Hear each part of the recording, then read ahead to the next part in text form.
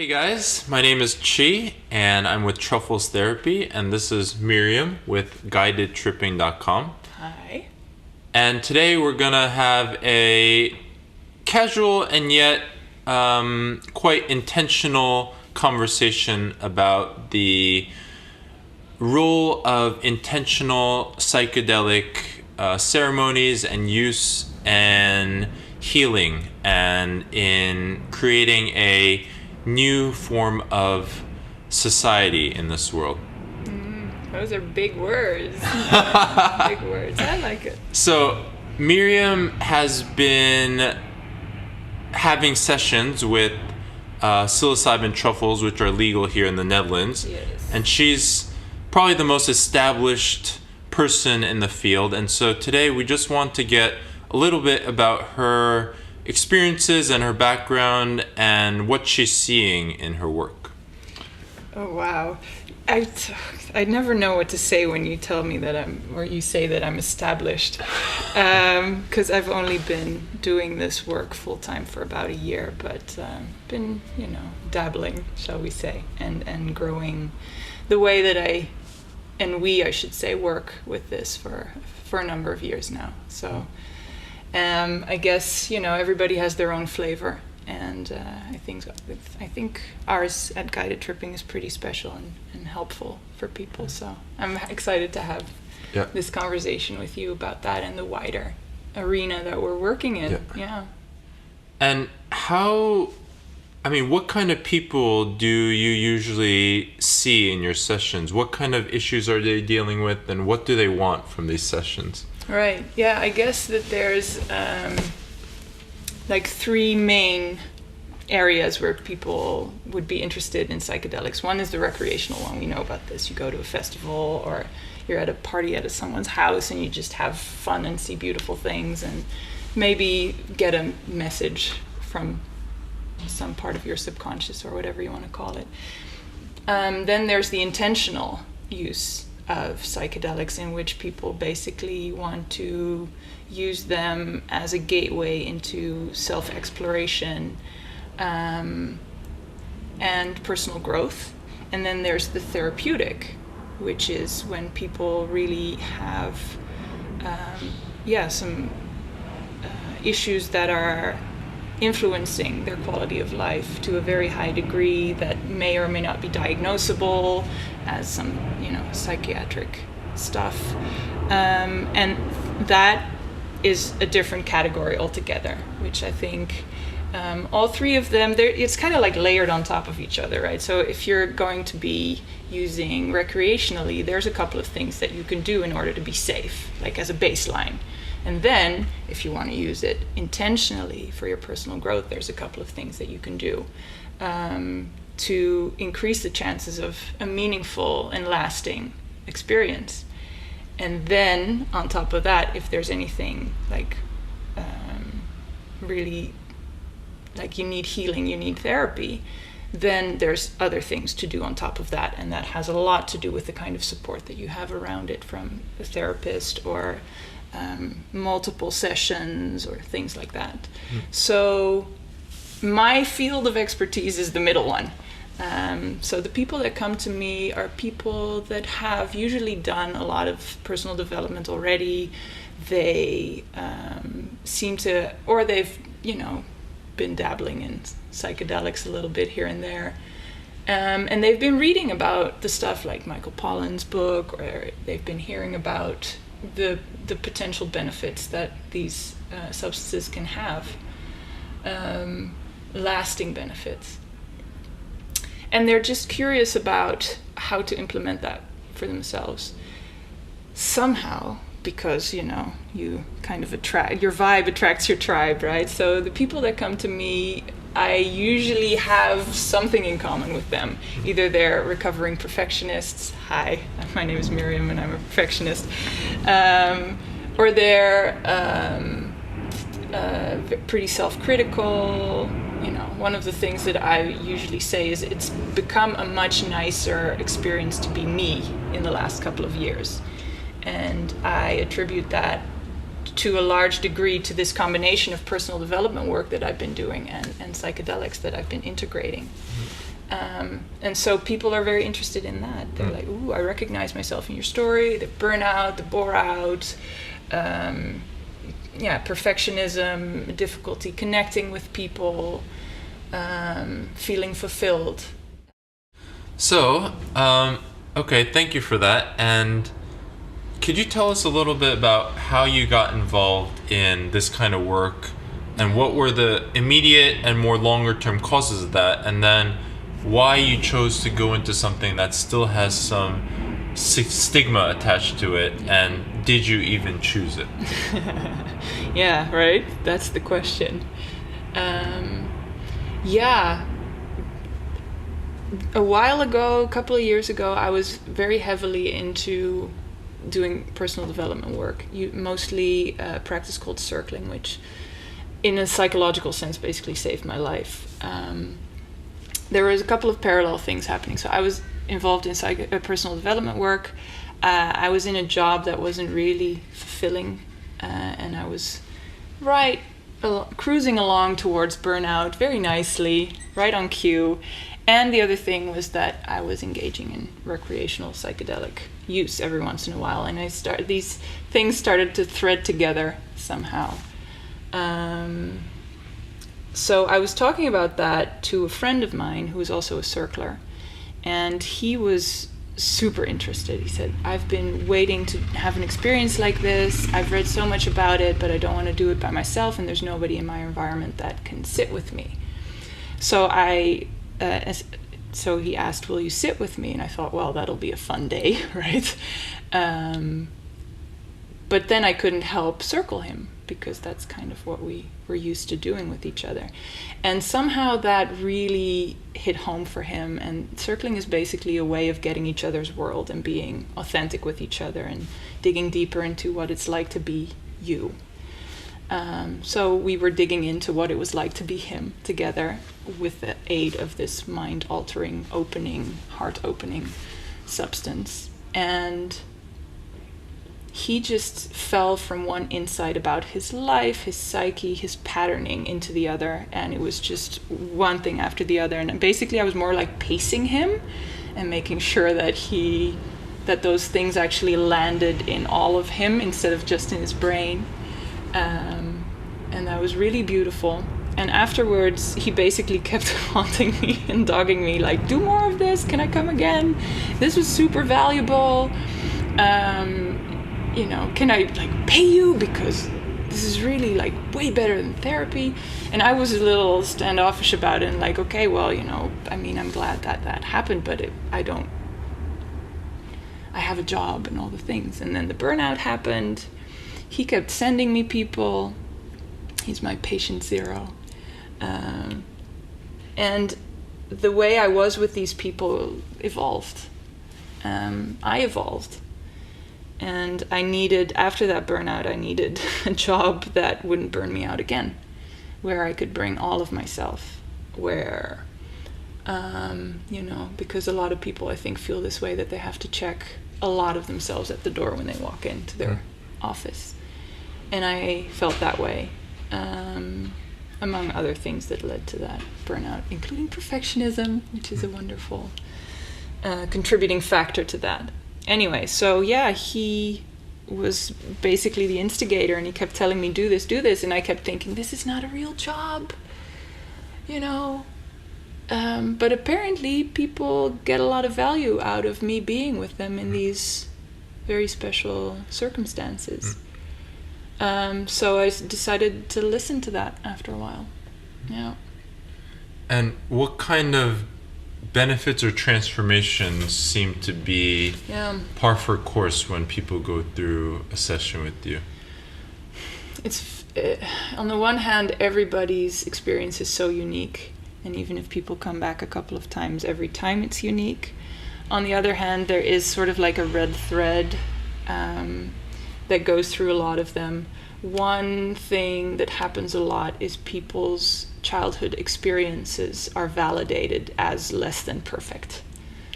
A lot of people tend to tell themselves and each other, my childhood wasn't that bad, both my parents were there, whatever, right? They didn't hit me, I wasn't sexually abused. that doesn't mean you had a good childhood. Things probably happened to you that were pretty painful. And there's a way where when you're open to it on during an experience like this, you just see that very clearly. Like, oh, that's what that was like. And when there's someone there to validate that that was not a good thing to have happen to a child on the regular, and that their inner response to that also makes sense, their patterning makes sense, so they can stop beating themselves up about not being able to change this thing that they know is not a good thing that they're doing. Things make sense more, and that sticks somehow. It's not just like a flash of insight and then it goes away again. It's like, oh no, actually my experience as a child was valid, but it was not validated, and these patterns that I developed as a result of that are valid, and I'm an adult now and I can do something about that. I can choose to act differently, but from a place of compassion, not from a place of self-criticism. Which leads to another thing that happens a lot, which is that people just have a nicer experience, like I did, of being themselves. They're nicer to themselves. Which sounds like a very simple thing, but I think a lot of us recognize the self-critical little tape that's running and that's questioning everything that you do and second-guessing, and there's a way where people snap out of that thing as, this is me telling me that, to, oh, that's just one of many voices that I could listen to. There's many things that happen, but somehow, and well, not just somehow, I would love to talk more about integration, but often these things stick. Yeah, it's quite incredible. Yeah. And in the 1 year, about the 1 year since you've started, I mean, what kind of differences in yourself do you see? I see.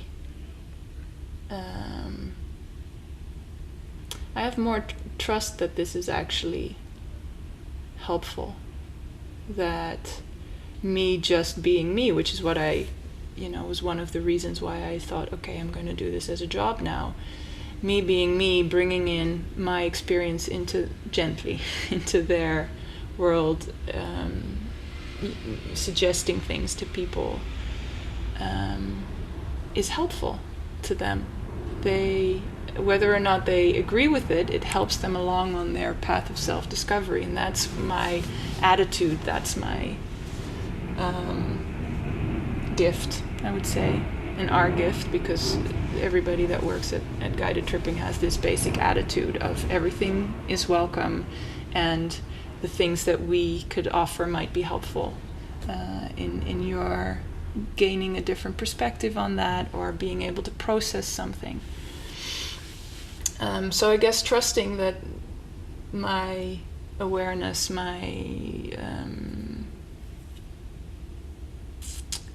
being there with someone is valuable in and of itself, and that I can develop and all those things. There's more to learn, especially for me in the therapeutic realm. It's just a very nice baseline of I'm okay, the things I bring are valuable, and I feel humble as well, right? Because it's definitely not me doing anything. It's this combination of this person that wants something different for themselves, the space that we're in, the substance, the truffle, and me. I'm one of the ingredients there.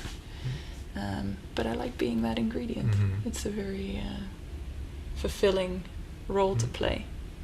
So when someone goes to your website or wants to do a session with you, what are the first few steps that he has to take? So it's very important to have a very good intake with someone for many reasons. That baseline of being safe and checking off all the contraindications is for sure one of them, right? If you are on antidepressants or if you have certain heart issues, it's just not a good idea to partake in these things. So it's important to make sure that baseline stuff is checked off. That's one thing. The other thing is knowing a little bit about your background and the themes that you're playing with in your life. Just getting to know each other both ways, right? Because there has to be a click from both sides, because it's a very intimate space, that you're in. A lot of layers come off. People show me things that they either didn't know about themselves or they hadn't even shown their best friends. And it's a space in which it's important that can happen. So if someone doesn't feel good with me somehow, or I don't feel good with them, because it goes both ways, then it's just better to not go ahead and do that. So it's important to have a place where no, yes, turns into no, and to adhere to that place, to be to take that seriously. And also to trust that then something else or someone else will show up for them that fits better, because that's really important. And it's that intake call supported by just a list of questions that people fill out beforehand is the start of an arc that we go through together, and it starts to set the stage of the things that will happen during the day. Yeah. Okay, and what happens after the intake and their yes? What's the next step after that? So you would feel into your intention. What is it that you wanna? And your intention is how I work with that is that an intention is different from a goal. Yes, a goal is I need to get there, and if I don't get there, I failed. An intention is more lightly held, like this is something that's interesting to me. I want to bring my curiosity. I want to learn something about it or me during that day. So it's an explorative, curious intention, not a goal-oriented, gotta get there, gotta fix this kind of intention. And if someone has that, that's fair, right? But then we kind of try to translate it a little bit, because it's just a different attitude to bring. Which, in my experience, the truffle feels better about in general. Like, oh yeah, we can do that. We can explore that. That sounds good. So people start feeling into that intention. They start noticing things in their lives that have something to do with it, that they can all, it's like I said, you're setting the stage already. Then on the day itself, we have a cup of tea, we check in a little bit, we do a small ritual. Some people work with a lot more ceremony. They do exercises beforehand or even the day before. For us, it's basically one day format. So a little ritual surrounding the ingestion. We chat or we meditate while you wait for it to come up. And then we kind of take it from there. It's very much a trust the process kind of thing. Because once your default mode network starts simmering down a little bit, I don't know if this is well-known terminology for people, but how I understand it, the default mode network is basically the part of your brain that runs your day-to-day decisions without you even knowing that they're decisions. You're just your autopilot in a way, or your ego, whatever you want to call it. And that kind of simmers down, allowing other parts of your brain to be heard and to communicate with each other as well, which leads to this kind of like creativity thing where links can be made between parts of your brain that normally don't get to talk to each other and don't get to hear each other. And why I mention that is because I very much trust the thing that comes up as soon as that shouty default mode network simmers down for a few hours. It always comes back. It's fine, People sometimes are afraid of losing control or not coming back. You always come back, if none of the contraindications apply to you. So, I trust the thing that comes up when the default mode network shuts down, there is something that'll be like, finally, now you can hear me. This, look at this, pay attention to this. And then we explore that. So I call myself a guide. It's guided tripping. But the guidance is not towards something or away from something else. It is inward and down into what is showing up. So that's where we go, wherever that leads us. And that's a very personal, case-by-case interplay of all these elements that are part of that day. And then towards the end, when it's kind of like waving down a little bit, it's like, because it's a one-day format, we start the integration process then. Basically, how I frame that is as a translation of that experience, that expanded state you were in, the insights you got, the felt sense of certain aspects of your patterning, whatever the thing was that stood out to you from the day that you would like to bring with you. We translate that. Very personal, very bespoke, if you will. Because it's your life. So there will be moments where you think, oh, next time I talk to my mother-in-law, I would really like to remember that I'm one with all, right? Whatever the thing is. So how can you help yourself do that in those moments? Because this neuroplasticity, these new neural pathways that might have been formed while your default mode network was down a little bit, and these new insights that you gained, what they need is traction. What they need is practice. To be deepened, instead of, you've forged this little path through the jungle, but then you need to widen it. You need to maybe put some bricks there, whatever the thing is, to make it part of your normal day-to-day, integrated, sustained, increased quality of life. So you get homework, right? These little moments where, oh, if I do that a little different, oh, if I can remind myself of this thing in those kinds of situations, wonderful, because that's where the rubber hits the road. And something like this gets transformed from, this very scientific term of weird drug experience that has nothing to do with the rest of my life, into something that actually has this sustained positive effect of what I hope would be joyful empowerment.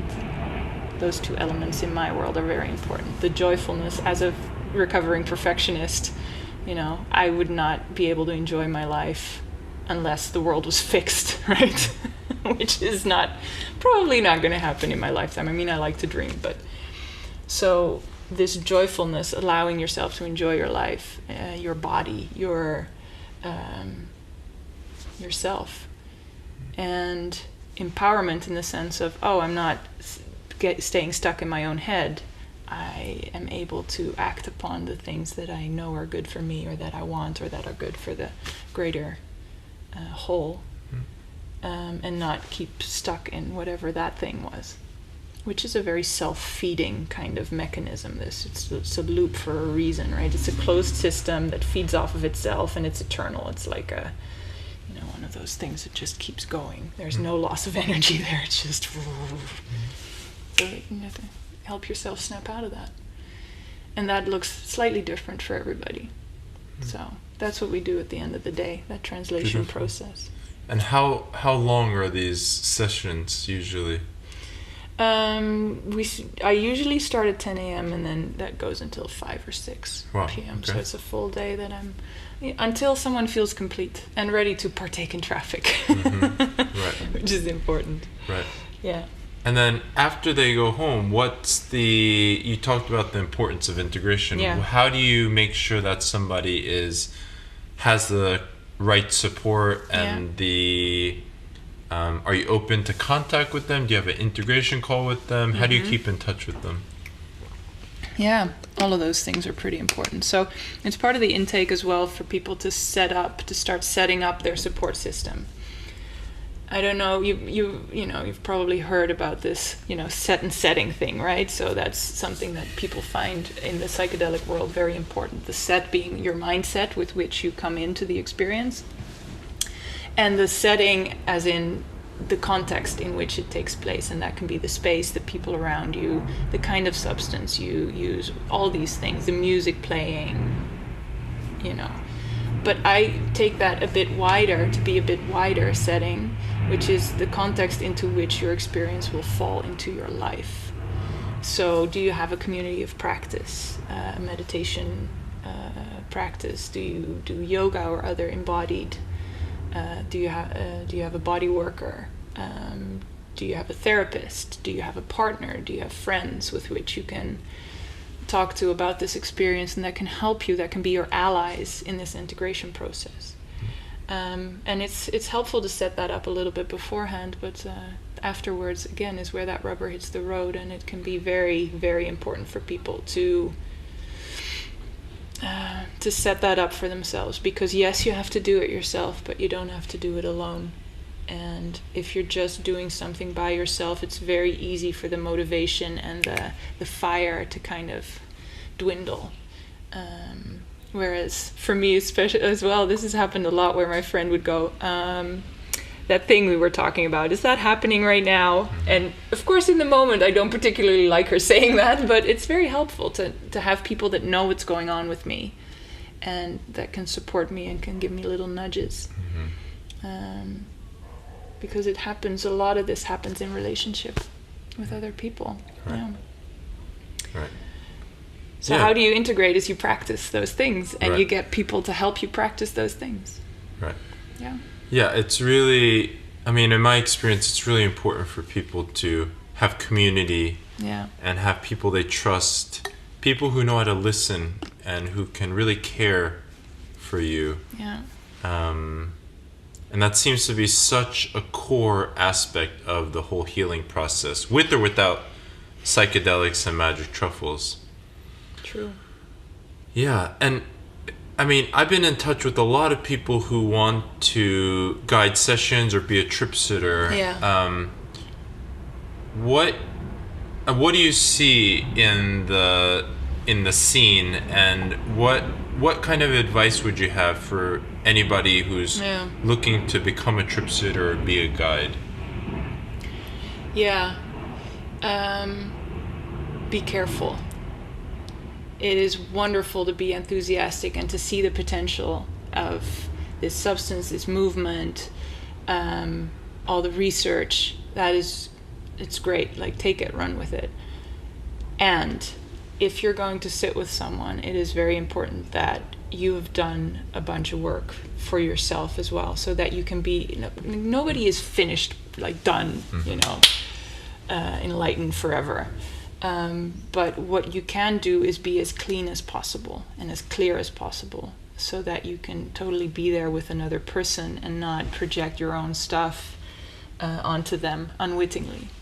So some kind of awareness around your own types of processes, so that you can be mindful when they pop up, because it happens with me as well. Like, I can snap into this wanting to help someone and like save them and say the exact right thing that is going to help them, switch their process forever.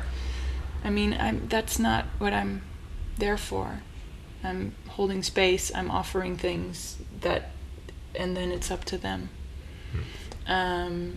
So, if I hear people say, no, everybody should do this, I just go, okay, ho, hang on a second, because no, they shouldn't.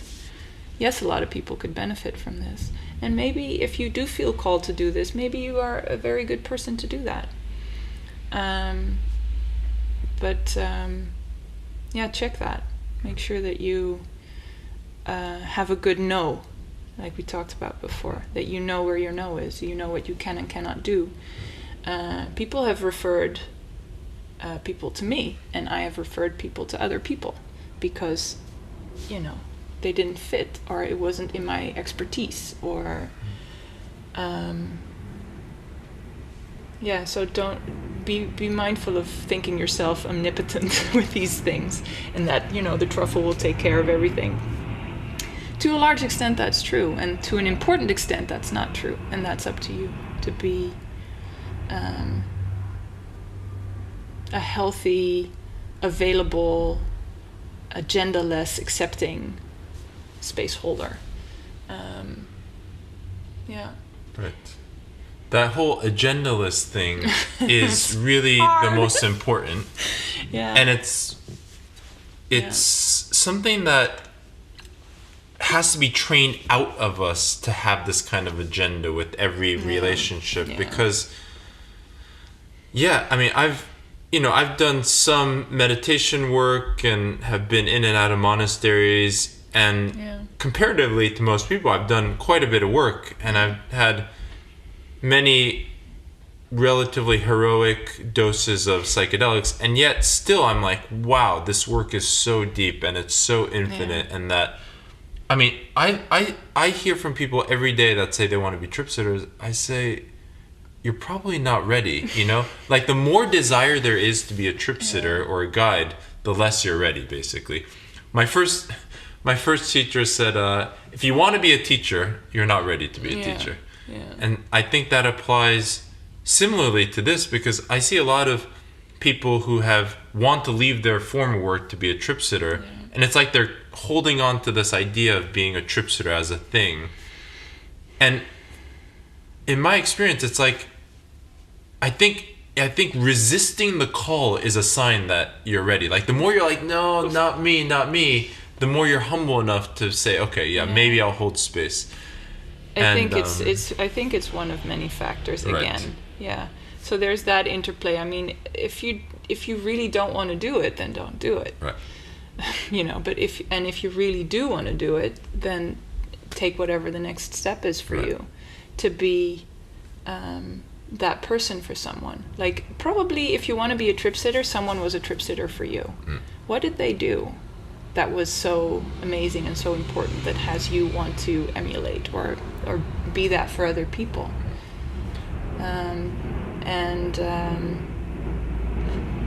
So that's that humbleness, and like knowing that you only have that much of a role to play. Don't make yourself bigger than that. Right. Because it is about that whole combination of all these factors and this person wanting this for themselves, and there are little things you can do to kind of nudge and deepen. Right. And I think and be with them when they're fearful, for instance, which is also, not everybody can do that. Not everybody can not freak out when someone's freaking out. Right, exactly. I think that's really when you know when you're ready, is when someone is going through their deepest processes, is crying, screaming, yelling, laughing like a maniac, or having really anxiety attacks.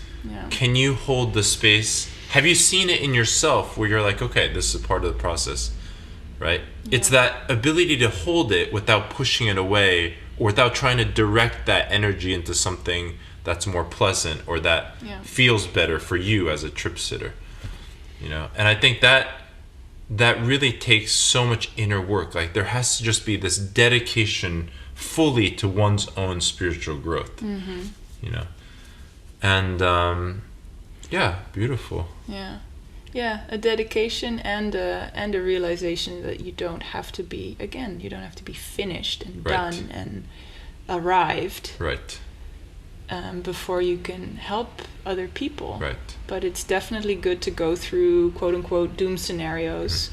What will you be able to handle it? If you say yes to a person that has said, well, you know, I had this psychotic break once, but that was years ago, I'm fine now, and you say yes to them, okay, what is that going to look like? Will you actually be okay in those situations? It's not something you would want to do, but I think it's one of the things that I've gotten myself into situations where, looking back, I probably should have said no to these people, and I have been fortunate that never turned into something really bad. So I took it, I ran with it, I learned from it. I learned to either say no to people that exhibit similar traits, or to make sure that they get more support around the experience, or to learn myself how to be with them better than I was that time. But these have all been like near misses, right? Right. So I've been very fortunate that nothing really bad has happened, but also that I've also always been willing to send people elsewhere and to go, I don't know. I don't know enough. I want you to be safe. I want you to get the best possible support, and that person might not be me. And then when things do go wrong, to have a backup, to have like, who can I send these people to for integration, for stuff like, serious stuff can happen. Something called derealization, which I didn't know about. It's one of those things. I don't know what I don't know, but I want to know. I want to be open to those things and not go, no, I'm fine, right? Right. But derealization is when you basically walk around and go, this is not real. Right. I am not real. What is this? Right. That is not a nice state to be in. Right. And it's not something that I would know how to get someone out of. And I know that there are people that do know that. Right. Right? Yeah. So you got to know what to look for, I guess. And I think it's having that as facilitators, guides, trip sitters, whatever word people want to use. I think it's important to be humble enough to ask for so much advice from people who have done it before, people who have different skill sets, different trainings and therapy, and really just be like absorb all the knowledge from the network, basically, and really realize that we don't really know that much about all the possibilities that can happen when somebody takes these psychedelics. And also just, it keeps, I think the more sessions we hold for people, the more we realize, I don't know anything about people's history. Like, no matter what they write on an application, I don't know what kind of traumas these people have had, like how many years, decades of suffering they've had. And then having it all come out to the surface is this kind of, it's this honor and privilege, and it's also something so fragile and sacred that there needs to be this kind of tender care and love, and just, it's like birthing a new baby into this world, and to realize that there's so much responsibility involved in the whole process. I think that's important. And then also to take care of yourself afterwards. Right? Because I, for instance, usually don't do more than 2 of these a week, because I need to then resource myself again. I need to be able to let go of the things that I had to be with and wanted to be with, but that weren't mine. Right? It's staying clean and clear as much as possible as well. And yes, it is an honor and a privilege to be a witness to these breakthrough moments, and to hopefully not just be there as quote unquote a midwife to those things, but also then like I don't know how you call that in English, but these nurses that come by your house after you've given birth, to kind of to support those first weeks after that as well, because that's an important time. Definitely, very in much. The life of whatever that insight or experience is of your new self. Right. I don't know. Yeah. Just, I don't know if the metaphor fits, but hey, yeah, here we go. Totally. Jamming. Yeah, it's like giving new birth, Yeah. Okay, beautiful. Yeah, this was a really good conversation. I think it's a good start, and there's literally, we could talk for days about the deeper aspects of this, and we just really touched on the surface. But look forward to having another one of these video days and sharing the different perspectives with everybody, and showing how many different ways there are to approach this whole work of healing. And psychedelics is just a tiny part. There's meditation, yoga, circling, and that's just a little part too. There's dancing and singing and doing arts. So I think the more whole body, whole system. Yes, exactly. Right. Yes. And even just exercise, like going to bike, that can be therapeutic, that can be really healing. So it's really, I think the more we dive into this work, the more we realize that every individual comes with a different set of circumstances, and that everybody needs a slightly different approach to their healing process. Yeah. Beautifully said. Great. Thank you so much. Let's Miriam. carry on learning. Yeah. Thank you. Thank you. Thank you, Chi. Thank you.